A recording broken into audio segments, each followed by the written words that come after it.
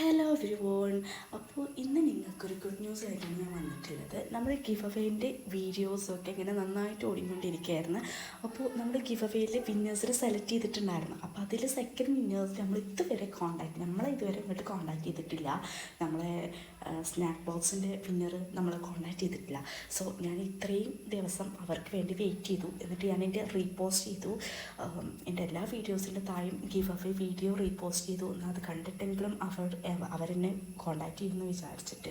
So അവരെന്നെ contact ചെയ്തിട്ടില്ല.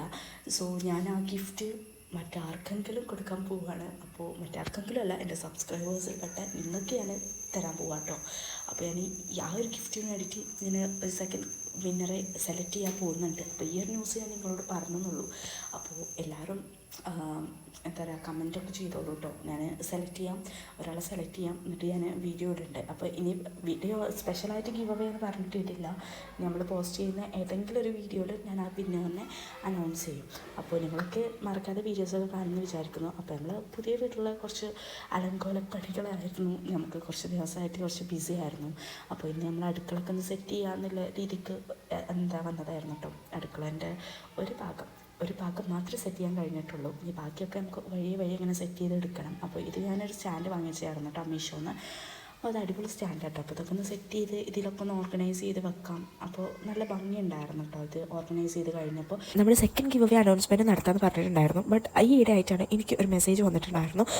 എന്നെ പേഴ്സണലി അറിയാവുന്ന ഒരാളടുത്തു നിന്നാണ് മെസ്സേജ് വന്നിട്ടുള്ളത്. ആ കണ്ടൻറ്റ് ഇങ്ങനെയായിരുന്നു: എനിക്കൊരു മോണിറ്റൈസേഷൻ പോലും കിട്ടാത്ത ചാനലിലാണോ നീ ഗിവ് അവേസ് ഒക്കെ കണ്ടക്ട് ചെയ്യുന്നത്? നിൻ്റെ ഗിവ് അവേസ് ഒന്നും കൊള്ളില്ല, നിൻ്റെ ചാനൽ കൊള്ളില്ല, അങ്ങനെ എന്നൊക്കെ പറഞ്ഞ് ഡിമോട്ടിവേറ്റ് ചെയ്ത് സംസാരിക്കും. അപ്പോൾ ഈ ഒരു മെസ്സേജ് വായിച്ചപ്പോൾ ഞാൻ ഭയങ്കര ഡൗൺ ആയി പോയിട്ടുണ്ടായിരുന്നു കേട്ടോ. കാരണം ആരെങ്കിലും മുഖത്തടിച്ച പോലൊക്കെ അങ്ങനെയൊക്കെ പറയും.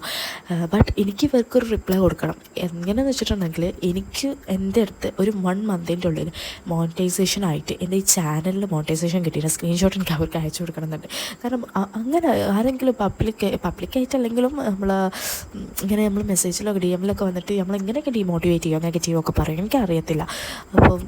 അപ്പോൾ എൻ്റെ സബ്സ്ക്രൈബേഴ്സും സ്ട്രോങ് ആണെന്ന് എനിക്ക് അവർക്ക് കാണിച്ചു കൊടുക്കണം. അപ്പോൾ നിങ്ങളെന്നെ സപ്പോർട്ട് ചെയ്യുന്നുള്ളൊരു വിശ്വാസത്തിൽ ഇനി മുതൽ കണ്ടിന്യൂസ്ലി വീഡിയോസ് ഇടാൻ ഞാൻ ശ്രമിക്കാം. So okay guys, by.